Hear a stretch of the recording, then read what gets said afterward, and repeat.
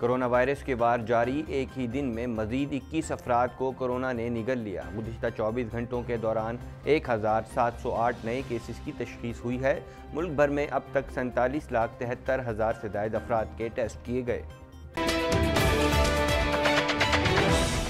सरहदों का दिफा हमारी अव्वलीन जिम्मेदारी है, जिसके लिए हम वक्त तैयार हैं। अमीरुल बहर कहते हैं कि मुल्की बहरी सरहदों के दिफा में जज्बे के साथ साथ हथियारों और आलात का भरपूर इस्तेमाल भी अहमियत का हामिल है। नेवल चीफ ने जवानों के हौसले और अज़्म को सराहा। NCOC की मज़ारात और सिनेमा घर फौरी बंद, सर्दियों की छुट्टियां जल्दी देने की सिफारिश। असद उमर कहते हैं कि जिंदगियां बचाने के लिए फौरी इक़दाम की ज़रूरत है।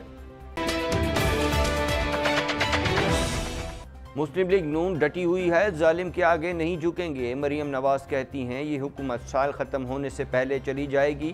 जिसकी हुकूमत जाने वाली हो, क्या उसे हुंजा के अवाम वोट डालकर ज़ाया करेंगे? मनी लॉन्ड्रिंग रेफरेंस, शहबाज शरीफ पर फर्द जुर्म आयद। मुल्जिमान का सहत जुर्म से साफ इनकार। शहबाज शरीफ कहते हैं कि सियासी इंतकाम का निशाना बनाया जा रहा है। नैब के तमाम इल्ज़ामात को मुस्तरद करता हूँ। माजी में हम भी जज्बात में आ गए थे, जो बिजली और गैस के मंसूबे तेज़ी से लगा दिए। शाहिद खाकान अब्बासी कहते हैं कि आवाम का हक है कि वो जाने कि IG वाक़े के हक़ाइक़ क्या हैं। कराची रिपोर्ट को पब्लिक किया जाए।